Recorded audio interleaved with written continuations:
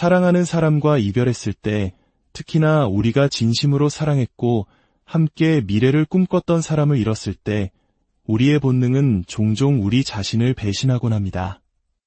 그 본능은 우리를 조급하게 만들어 헤어진 연인에게 끊임없이 매달리게 합니다. 문자를 보내고 전화를 걸고 어떻게든 그 사람을 우리 삶에 붙잡아두기 위해 할 수 있는 모든 것을 시도하게 만들죠. 하지만 이런 행동들은 역설적으로 우리를 가장 강하고 감정적으로 건강해야 할 바로 그 순간에 우리를 한없이 약하게 만듭니다. 바로 이때 우리에게 필요한 것이 노컨택 룰, 즉 연락 끊기 원칙입니다. 이 원칙은 말 그대로 헤어진 연인과의 모든 접촉을 차단하는 일정 기간을 의도적으로 갖는 것을 의미합니다. 이것이 최선이라고 스스로 결정하는 시간이죠. 이 고요한 단절의 시간은 우리에게 두 가지 아주 중요한 긍정적 효과를 가져다 줍니다. 첫째, 가장 중요한 효과는 우리 자신에게 온전한 회복의 기회를 준다는 것입니다. 끊임없이 그 사람과 소통하며 아물지 않는 상처를 계속해서 헤집는 대신 상처가 자연스럽게 아물 수 있는 고요한 시간을 확보하는 것입니다. 덧나는 상처에 계속해서 소금을 뿌리는 행위를 멈추는 것과 같습니다. 둘째, 비록 이것이 주된 목표는 아니어야 하지만 이 시간은 상대방에게 그들이 무엇을 잃었는지 깨닫게 만드는 효과를 가져올 수 있습니다. 만약 우리가 계속해서 그들의 곁을 맴돌고 연락한다면 그들은 이별을 고했음에도 불구하고 이별의 상실감을 전혀 느끼지 못할 것입니다. 나의 부재, 나의 빈자리를 느껴야만 비로소 그들은 자신이 떠나보낸 것의 가치를 생각하게 됩니다. 아마 궁금하실 겁니다. 그럼 이 연락 끊기 대체 얼마나 해야 하나요? 사실 여기에 정해진 답은 없습니다. 누군가가 당신에게 정확히 며칠을 해야 합니다라고 단정적으로 말한다면 오히려 그 말을 의심해야 합니다. 모든 관계와 이별의 상황은 저마다 다르기 때문입니다. 하지만 하나의 가이드라인을 제시하자면 이별 후 최소 한 달, 약 30일 동안은 어떤 연락도 하지 않겠다고 스스로와 약속하는 것이 좋습니다.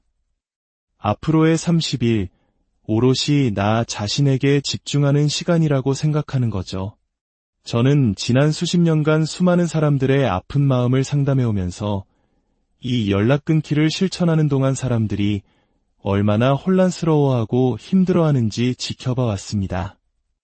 그래서 오늘은 이 원칙을 언제 깨도 괜찮은지, 그리고 절대로 깨서는 안 되는 순간은 언제인지 구체적인 상황들을 통해 명확하게 알려드리고자 합니다. 이 이야기가 지금 힘든 시간을 보내고 있는 당신의 마음에 작은 등불이 되기를 바랍니다. 혹시 이 이야기가 당신의 마음에 울림을 준다면 조용히 구독 버튼을 눌러주세요.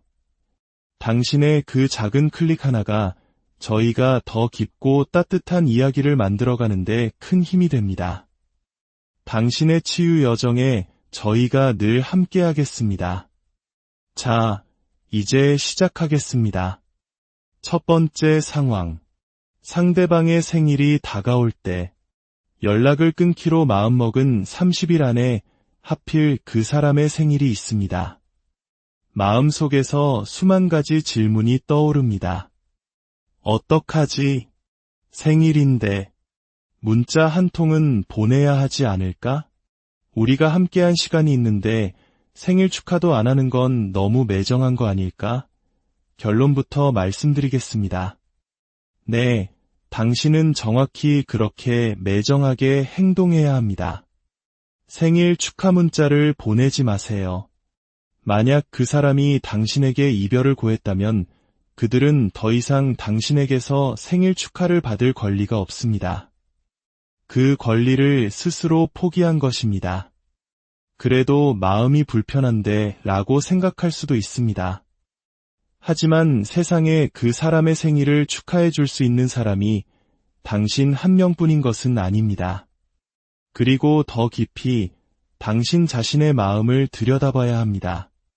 정말로 그 사람의 생일을 축하해주고 싶어서 문자를 보내고 싶은 걸까요? 아니면 생일이라는 그럴듯한 핑계를 삼아 연락을 끊겠다는 스스로와의 약속을 깨고 싶은 것은 아닐까요? 기억하세요. 상대방은 당신의 상실을 느껴야만 합니다. 그들이 무엇을 잃었는지 깨닫게 하려면 실제로 잃어버린 경험을 해야만 합니다. 생일, 크리스마스, 혹은 둘만의 기념일마다 꼬박꼬박 당신에게서 메시지를 받는다면 그들은 결코 당신의 빈자리를 실감하지 못할 겁니다. 두 번째 상황. 비극적인 소식을 접했거나 힘든 일을 겪을 때, 먼저 그 사람에게 안 좋은 일이 생겼을 경우입니다. 만약 당신이 2달 정도 짧게 만났고 상대방이 아직 연애할 준비가 안 된 것 같다며 관계를 끝냈다고 가정해 봅시다.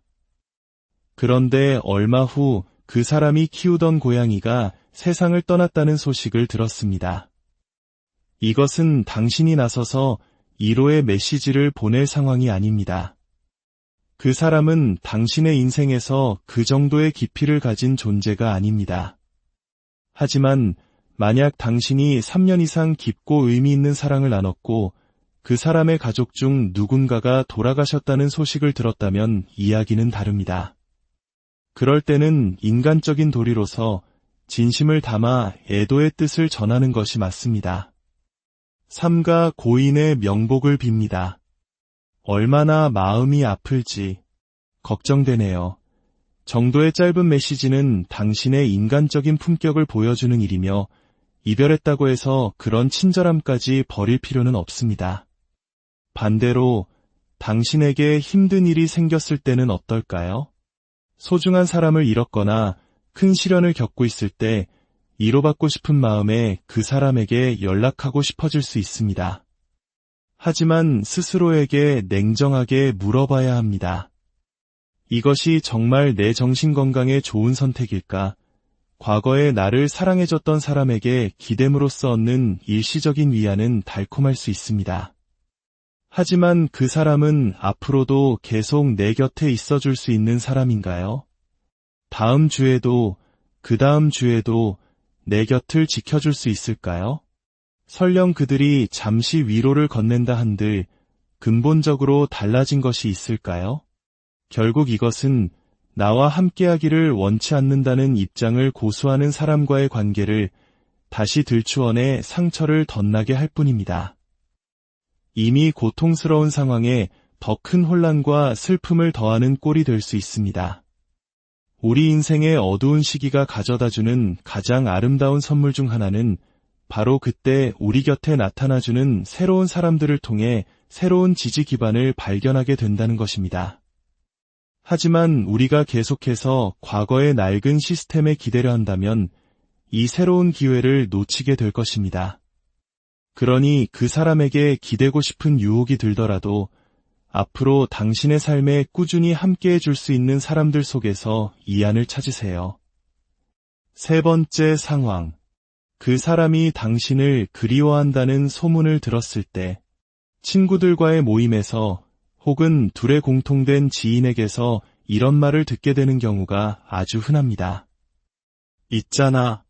그 친구, 너 없이 많이 힘들어하는 것 같더라. 너랑 나 사이니까 하는 말인데 너 정말 많이 보고 싶어해. 이런 말을 들으면 우리의 마음은 속절없이 흔들립니다. 정말 날 그리워한다고? 어쩌면 나한테 연락하기를 두려워하는 걸지도 몰라. 그 사람 자존심 센 거 내가 잘 알잖아. 내가 먼저 다가가 줘야 하는 거 아닐까?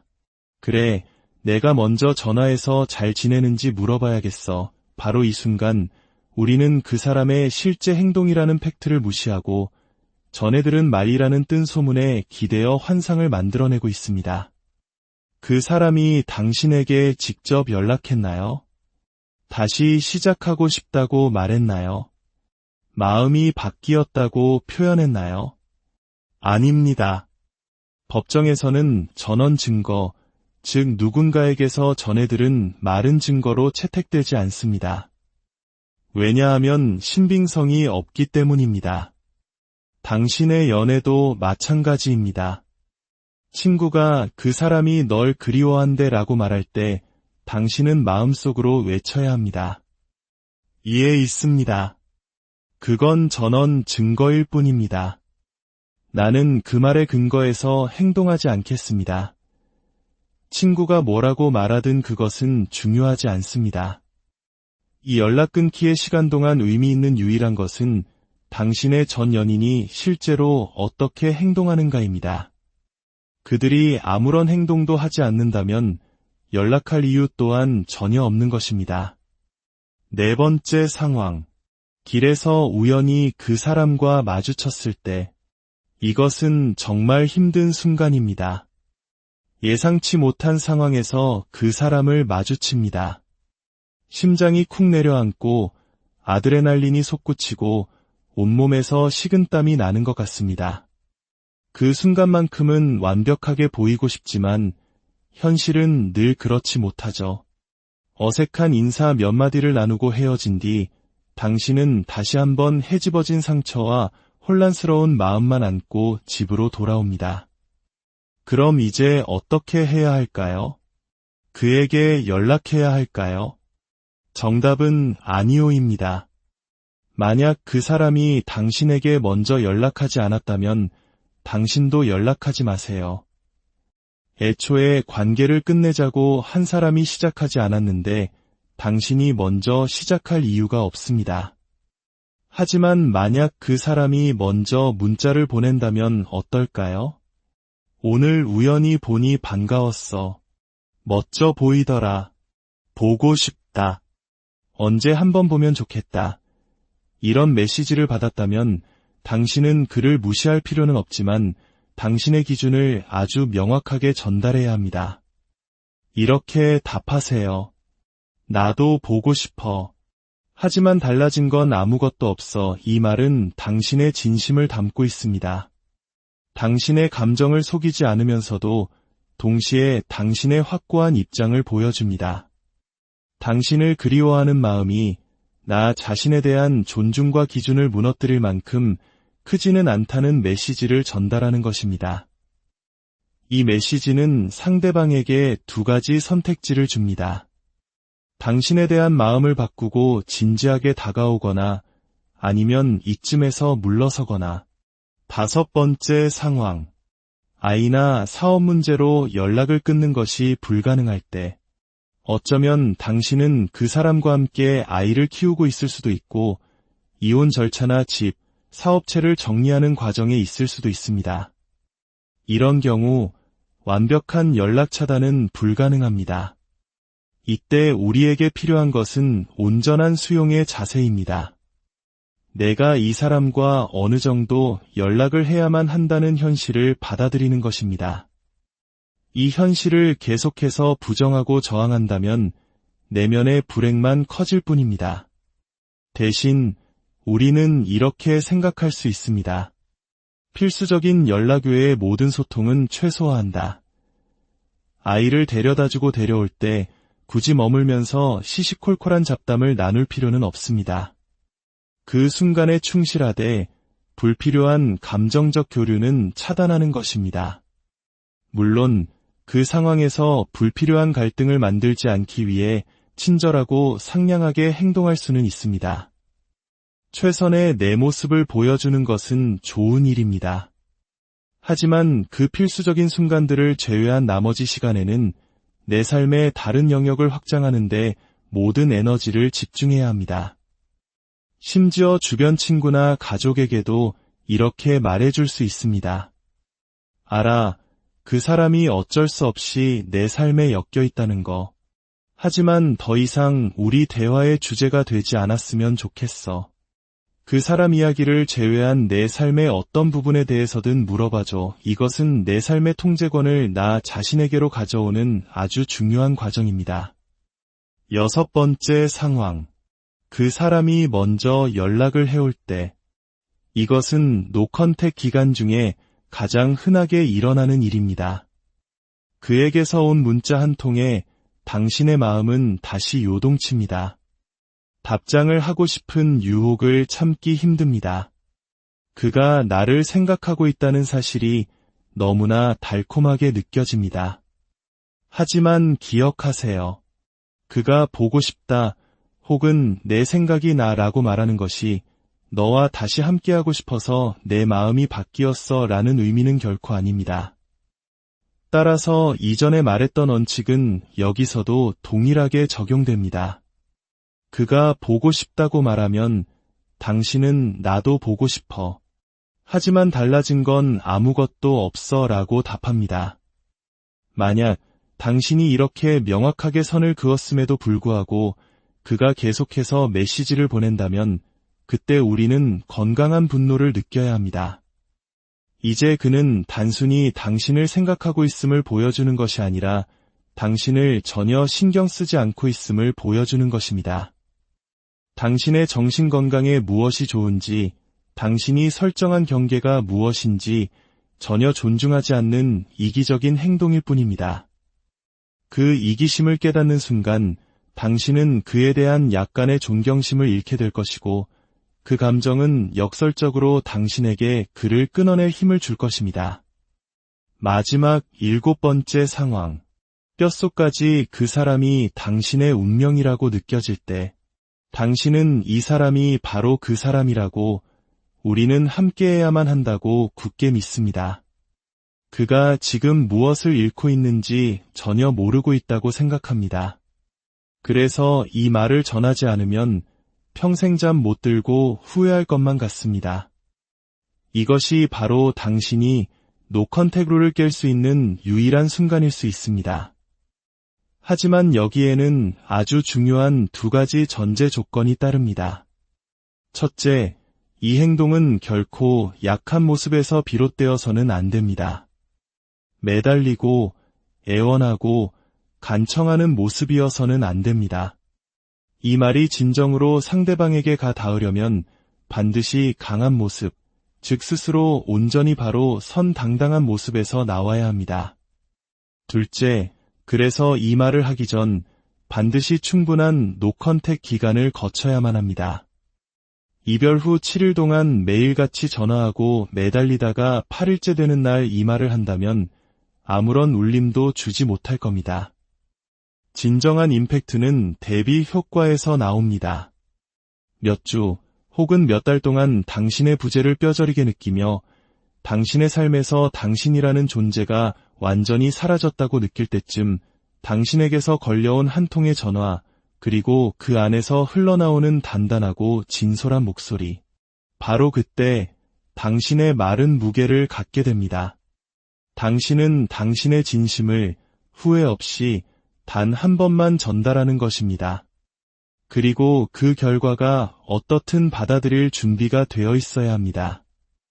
이것은 그를 되찾기 위한 마지막 시도라기보다 내 감정에 대한 마지막 외의이자 후회 없는 마무리를 위한 행동입니다. 결국 이 연락 끊기 원칙은 상대방을 되찾기 위한 기술이 아닙니다. 이것은 잃어버렸던 나 자신을 되찾는 과정입니다. 나의 존엄성을 회복하고 나의 삶을 다시 일으켜 세우고 그 사람 없이도 온전히 설 수 있는 힘을 기르는 시간입니다. 이 고통스러운 시간이 당신이 누구인지, 무엇을 원하는지, 그리고 당신이 얼마나 소중한 사람인지를 깨닫게 해주는 귀한 여정이 되기를 진심으로 바랍니다. 당신의 마음에 사랑하는 사람과 이별했을 때, 특히나 우리가 진심으로 사랑했고 함께 미래를 꿈꿨던 사람을 잃었을 때 우리의 본능은 종종 우리 자신을 배신하곤 합니다. 그 본능은 우리를 조급하게 만들어 헤어진 연인에게 끊임없이 매달리게 합니다. 문자를 보내고 전화를 걸고 어떻게든 그 사람을 우리 삶에 붙잡아두기 위해 할 수 있는 모든 것을 시도하게 만들죠. 하지만 이런 행동들은 역설적으로 우리를 가장 강하고 감정적으로 건강해야 할 바로 그 순간에 우리를 한없이 약하게 만듭니다. 바로 이때 우리에게 필요한 것이 노컨택 룰, 즉 연락 끊기 원칙입니다. 이 원칙은 말 그대로 헤어진 연인과의 모든 접촉을 차단하는 일정 기간을 의도적으로 갖는 것을 의미합니다. 이것이 최선이라고 스스로 결정하는 시간이죠. 이 고요한 단절의 시간은 우리에게 두 가지 아주 중요한 긍정적 효과를 가져다 줍니다. 첫째, 가장 중요한 효과는 우리 자신에게 온전한 회복의 기회를 준다는 것입니다. 끊임없이 그 사람과 소통하며 아물지 않는 상처를 계속해서 헤집는 대신 상처가 자연스럽게 아물 수 있는 고요한 시간을 확보하는 것입니다. 덧나는 상처에 계속해서 소금을 뿌리는 행위를 멈추는 것과 같습니다.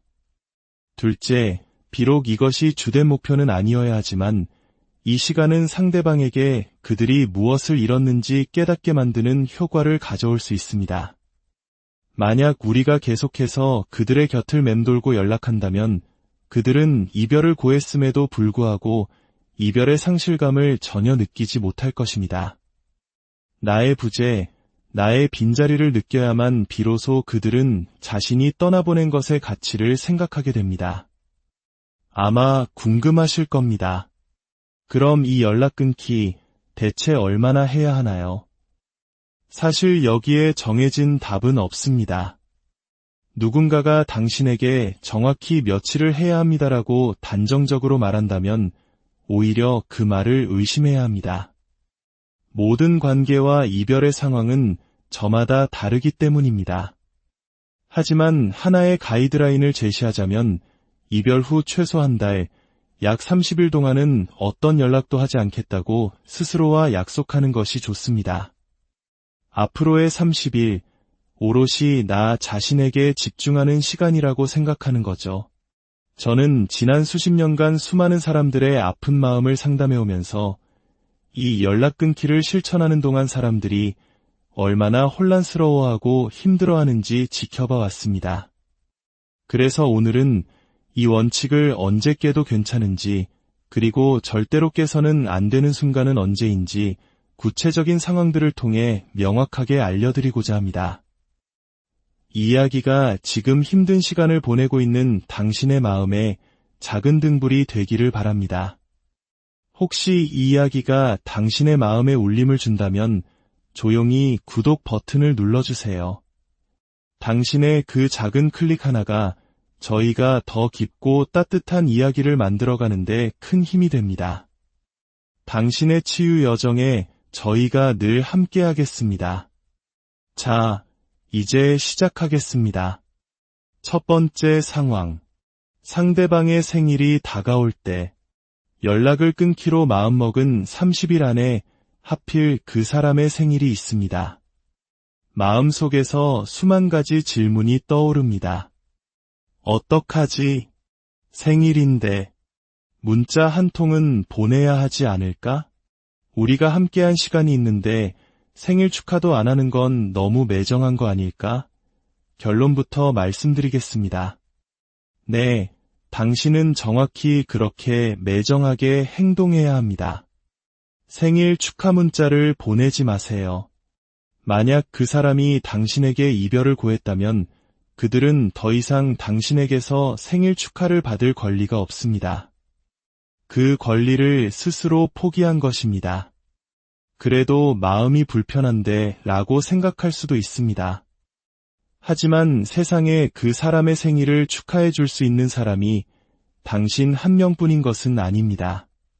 그리고 더 깊이 당신 자신의 마음을 들여다봐야 합니다. 정말로 그 사람의 생일을 축하해주고 싶어서 문자를 보내고 싶은 걸까요? 아니면 생일이라는 그럴듯한 핑계를 삼아 연락을 끊겠다는 스스로와의 약속을 깨고 싶은 것은 아닐까요? 기억하세요. 상대방은 당신의 상실을 느껴야만 합니다. 그들이 무엇을 잃었는지 깨닫게 하려면 실제로 잃어버린 경험을 해야만 합니다. 생일, 크리스마스, 혹은 둘만의 기념일마다 꼬박꼬박 당신에게서 메시지를 받는다면 그들은 결코 당신의 빈자리를 실감하지 못할 겁니다. 두 번째 상황. 비극적인 소식을 접했거나 힘든 일을 겪을 때 먼저 그 사람에게 안 좋은 일이 생겼을 경우입니다. 만약 당신이 2달 정도 짧게 만났고 상대방이 아직 연애할 준비가 안 된 것 같다며 관계를 끝냈다고 가정해 봅시다. 그런데 얼마 후 그 사람이 키우던 고양이가 세상을 떠났다는 소식을 들었습니다. 이것은 당신이 나서서 1호의 메시지를 보낼 상황이 아닙니다. 그 사람은 당신의 인생에서 그 정도의 깊이를 가진 존재가 아닙니다. 하지만 만약 당신이 3년 이상 깊고 의미 있는 사랑을 나눴고 그 사람의 가족 중 누군가가 돌아가셨다는 소식을 들었다면 이야기는 다릅니다. 그럴 때는 인간적인 도리로서 진심을 담아 애도의 뜻을 전하는 것이 맞습니다. 삼가 고인의 명복을 빕니다. 얼마나 마음이 아플지 걱정되네요. 정도의 짧은 메시지는 당신의 인간적인 품격을 보여주는 일이며 이별했다고 해서 그런 친절함까지 버릴 필요는 없습니다. 반대로 당신에게 힘든 일이 생겼을 때는 어떨까요? 소중한 사람을 잃었거나 큰 시련을 겪고 있을 때 위로받고 싶은 마음에 그 사람에게 연락하고 싶어질 수 있습니다. 하지만 스스로에게 냉정하게 물어봐야 합니다. 이것이 정말 내 정신건강에 좋은 선택일까? 과거에 나를 사랑해줬던 사람에게 기댐으로써 얻는 일시적인 위안은 달콤할 수 있습니다. 하지만 그 사람은 앞으로도 계속 내 곁에 있어줄 수 있는 사람인가요? 다음 주에도, 그 다음 주에도 내 곁을 지켜줄 수 있을까요? 설령 그들이 잠시 위로를 건넨다 한들 근본적으로 달라진 것이 있을까요? 결국 이것은 나와 함께하기를 원치 않는다는 입장을 고수하는 사람과의 관계를 다시 들추어내 상처를 덧나게 할 뿐입니다. 이미 고통스러운 상황에 더 큰 혼란과 슬픔을 더하는 꼴이 될 수 있습니다.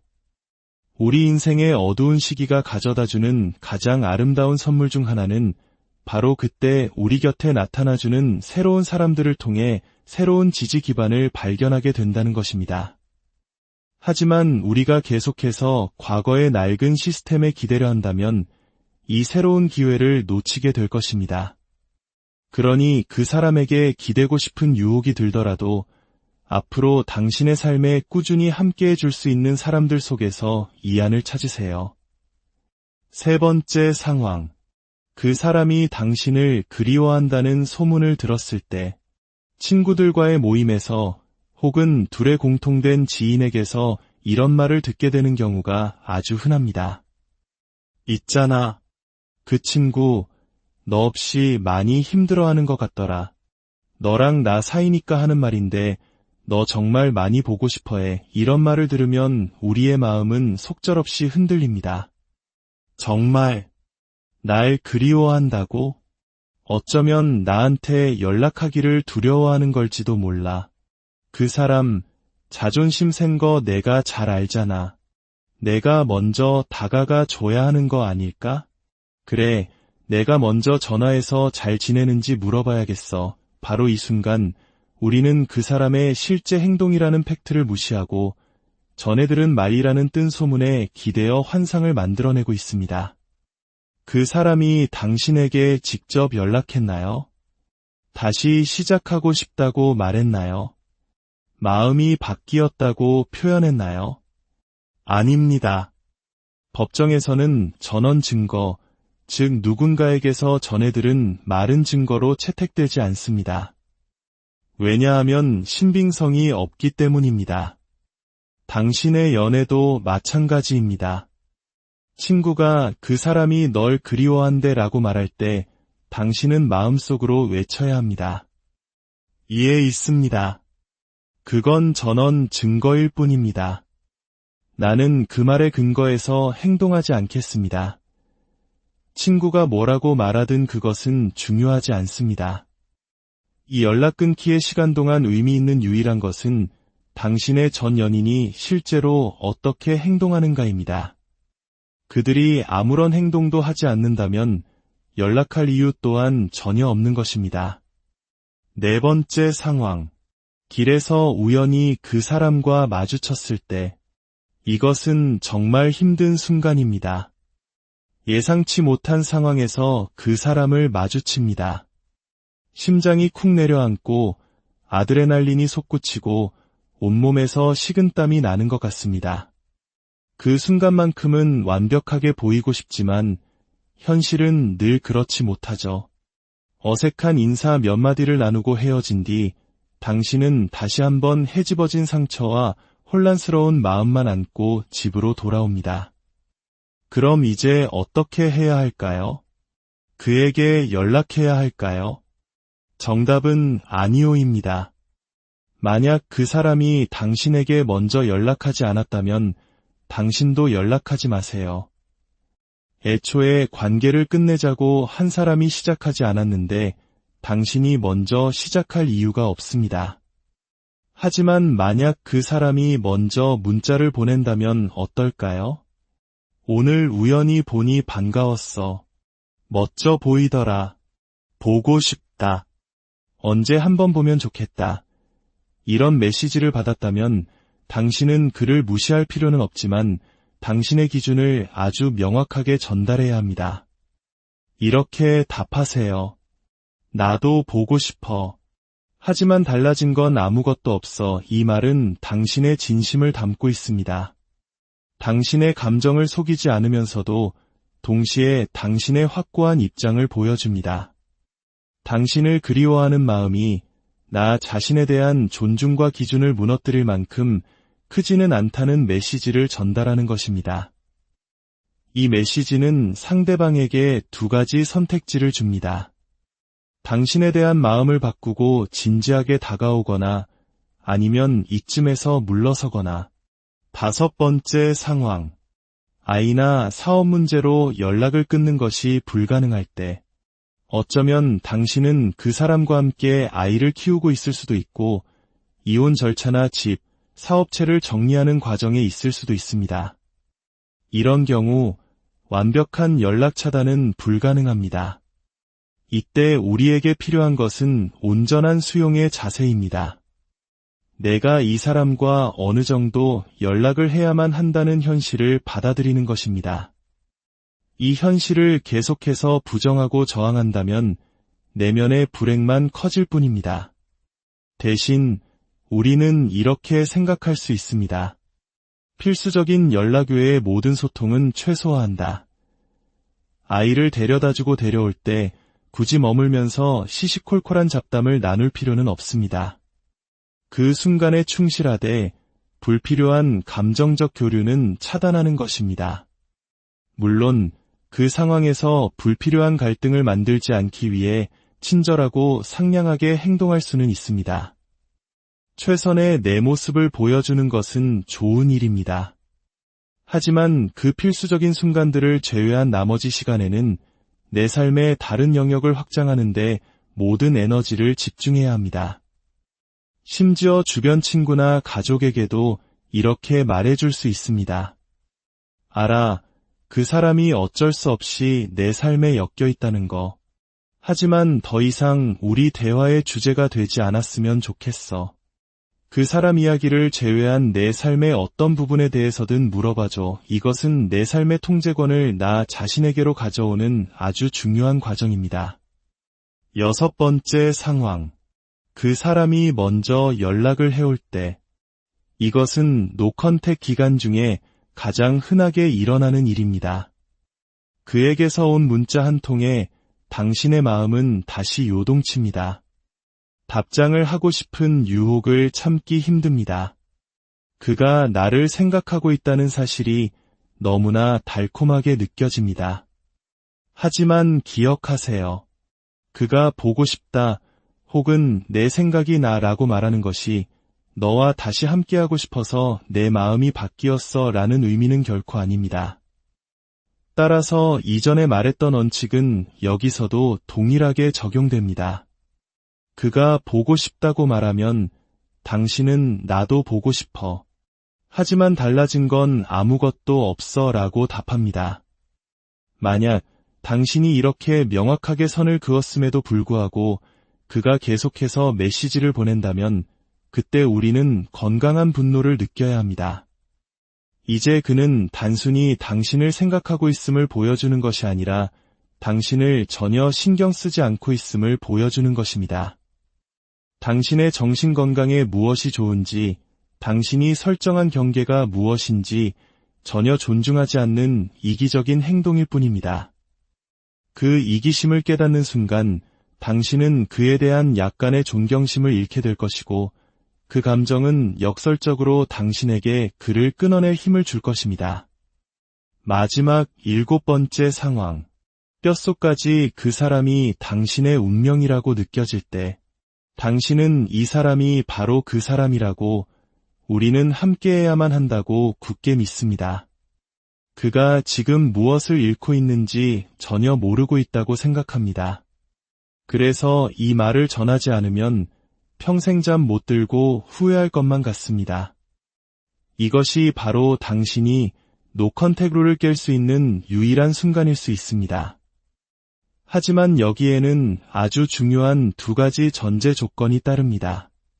첫째, 이 행동은 결코 약한 모습에서 비롯되어서는 안 됩니다. 매달리고 애원하고 간청하는 모습이어서는 안 됩니다. 이 말이 진정으로 상대방에게 가 닿으려면 반드시 강한 모습, 즉 스스로 온전히 바로 선당당한 모습에서 나와야 합니다. 둘째, 그래서 이 말을 하기 전 반드시 충분한 노컨택 기간을 거쳐야만 합니다. 이별 후 7일 동안 매일같이 전화하고 매달리다가 8일째 되는 날 이 말을 한다면 아무런 울림도 주지 못할 겁니다. 진정한 임팩트는 대비 효과에서 나옵니다.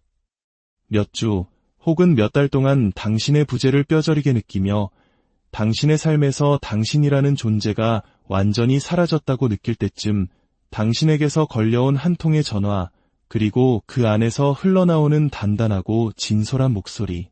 바로 그때 당신의 마른 무게를 갖게 됩니다. 당신은 당신의 진심을 후회 없이 단 한 번만 전달하는 것입니다.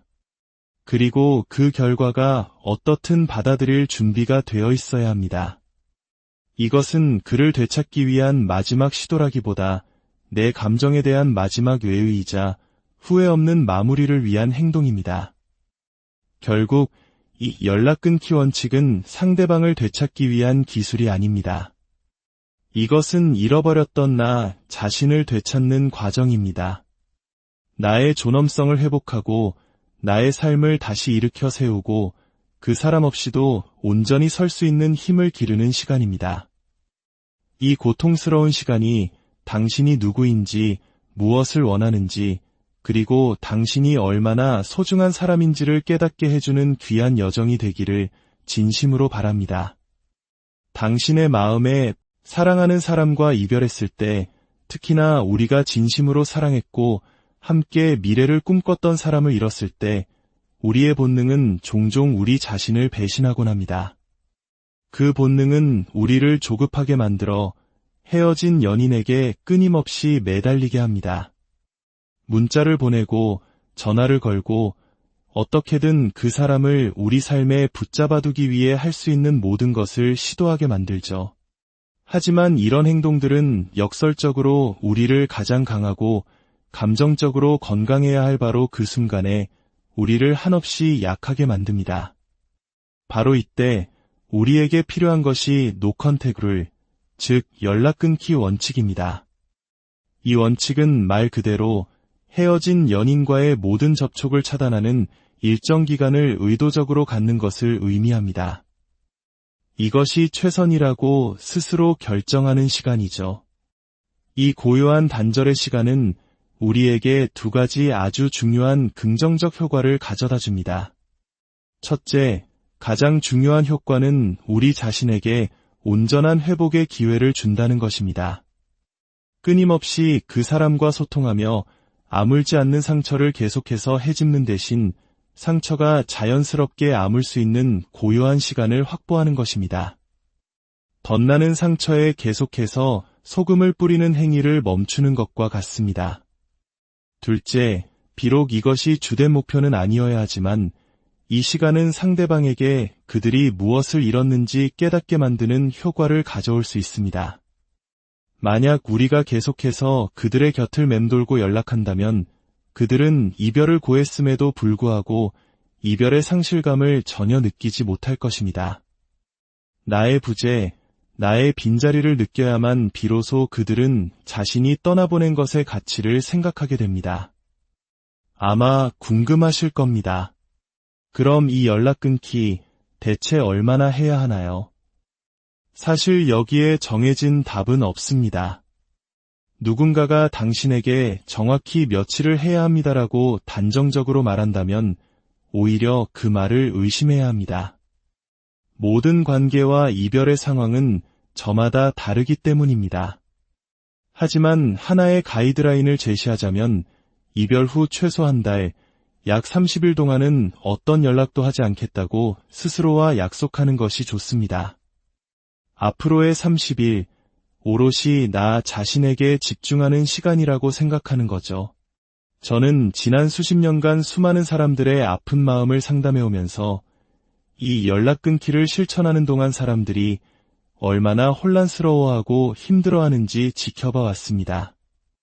그래서 오늘은 이 원칙을 언제 깨도 괜찮은지, 그리고 절대로 깨서는 안 되는 순간은 언제인지 구체적인 상황들을 통해 명확하게 알려드리고자 합니다.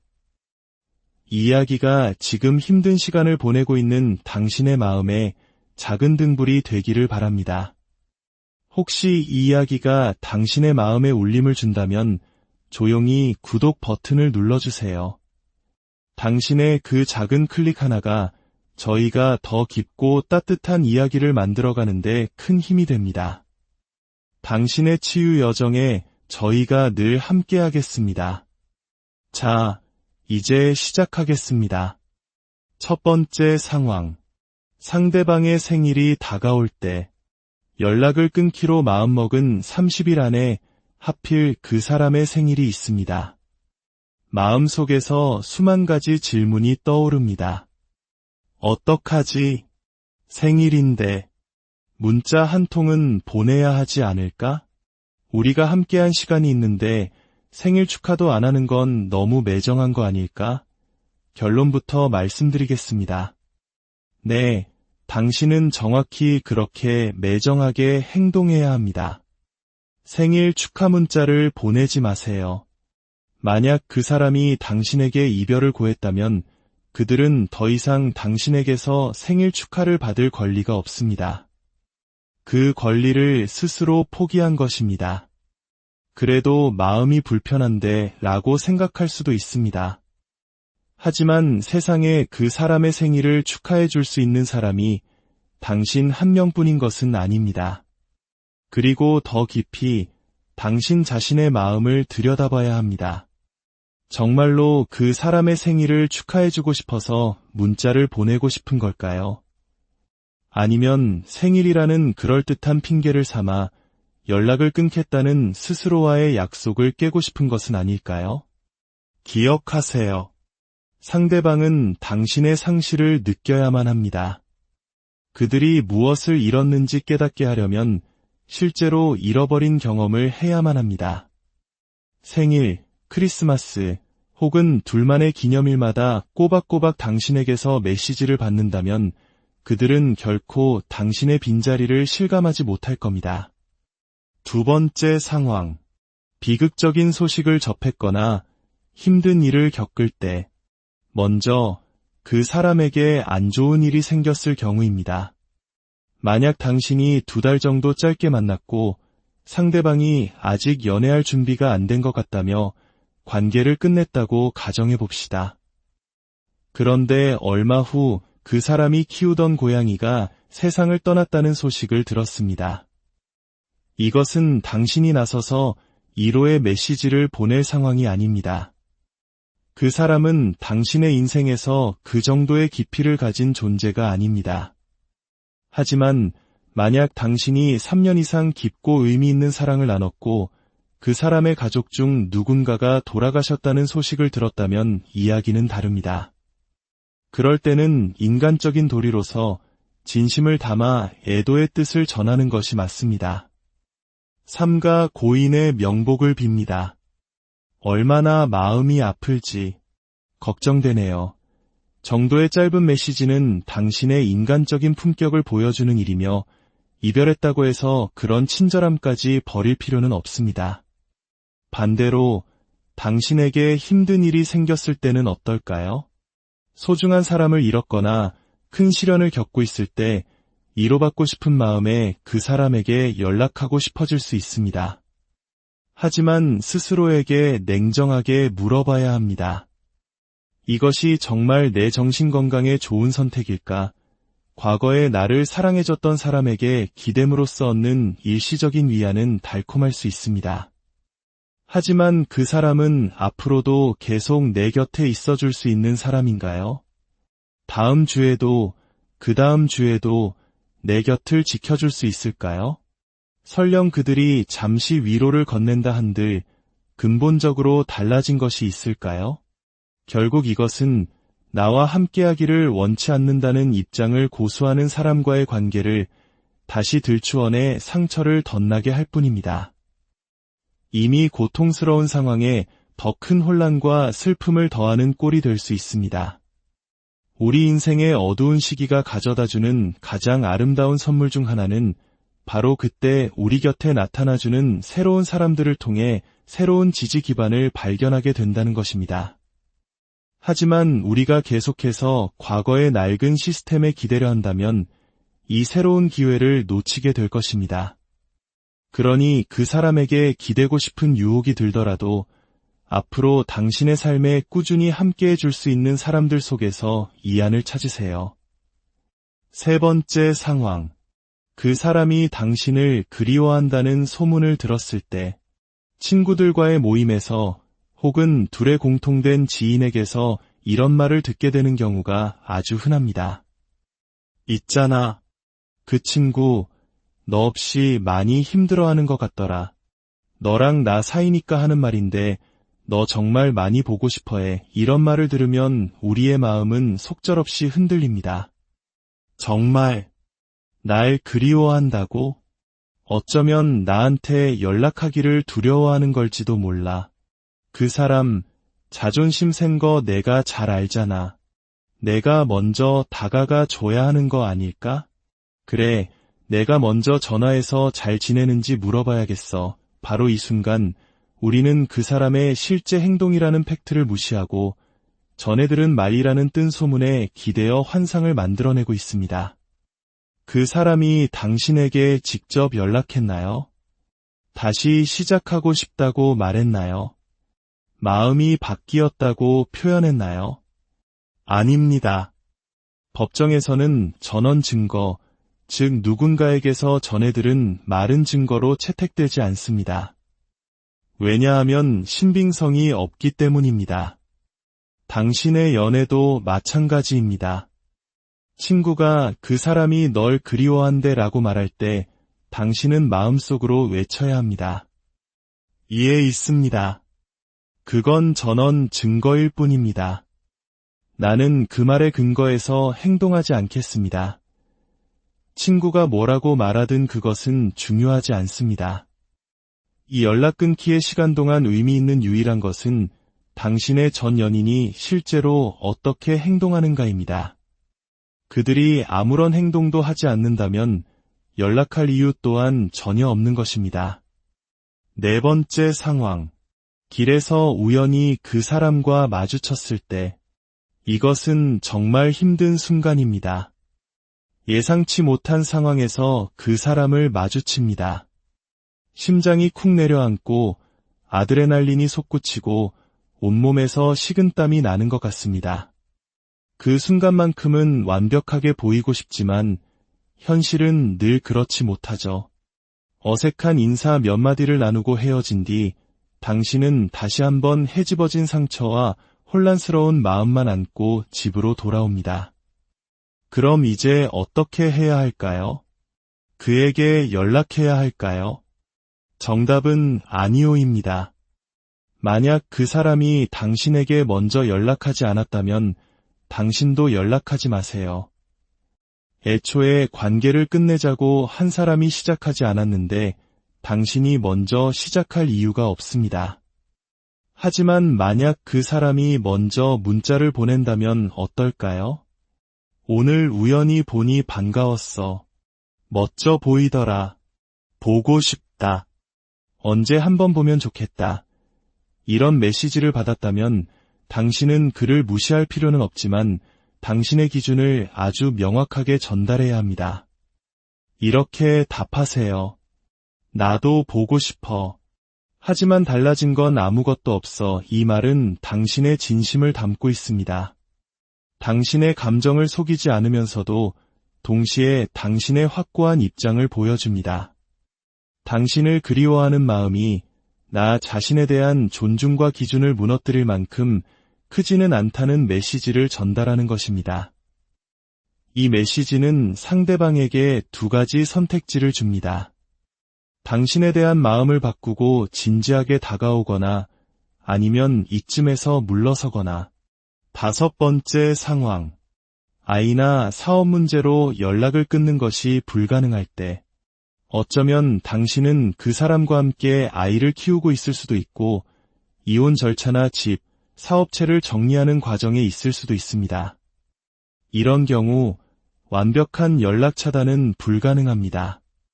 이때 우리에게 필요한 것은 온전한 수용의 자세입니다.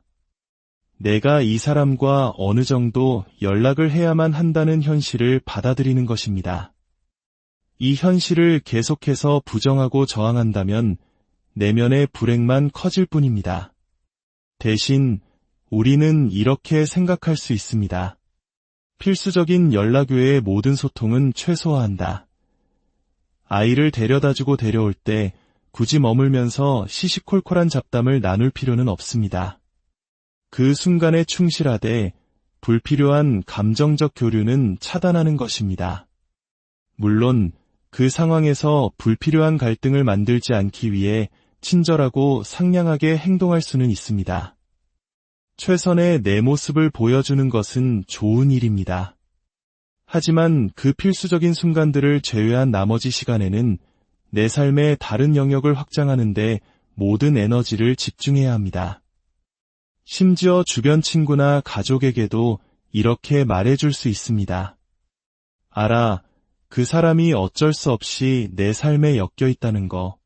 하지만 더 이상 우리 대화의 주제가 되지 않았으면 좋겠어. 그 사람 이야기를 제외한 내 삶의 어떤 부분에 대해서든 물어봐줘. 이것은 내 삶의 통제권을 나 자신에게로 가져오는 아주 중요한 과정입니다.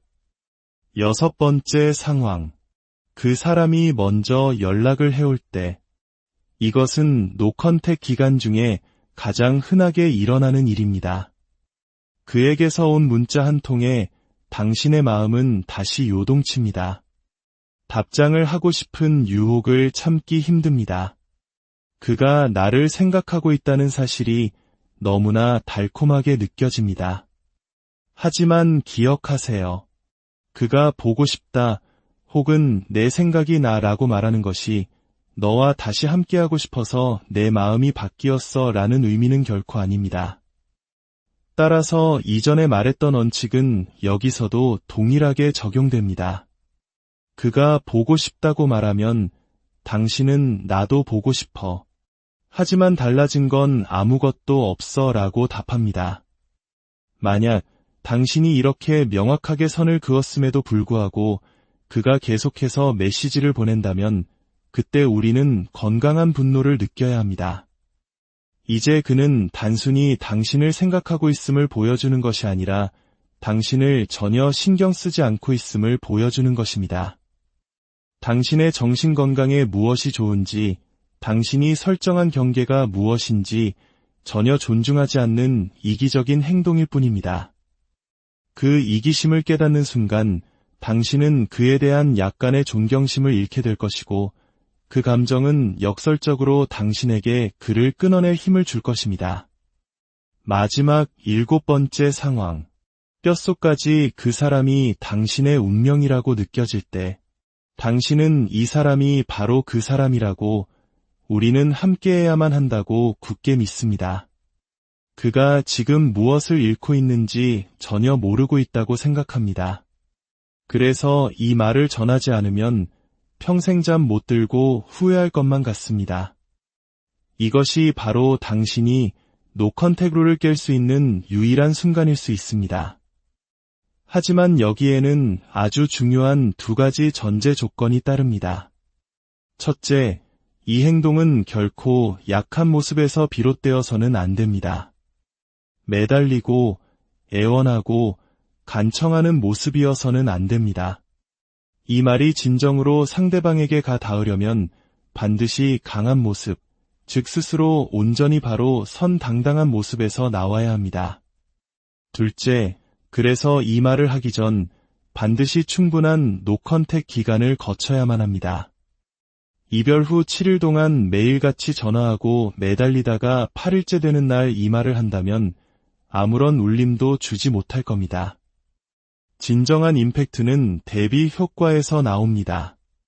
몇 주 혹은 몇 달 동안 당신의 부재를 뼈저리게 느끼며 당신의 삶에서 당신이라는 존재가 완전히 사라졌다고 느낄 때쯤 당신에게서 걸려온 한 통의 전화, 그리고 그 안에서 흘러나오는 단단하고 진솔한 목소리.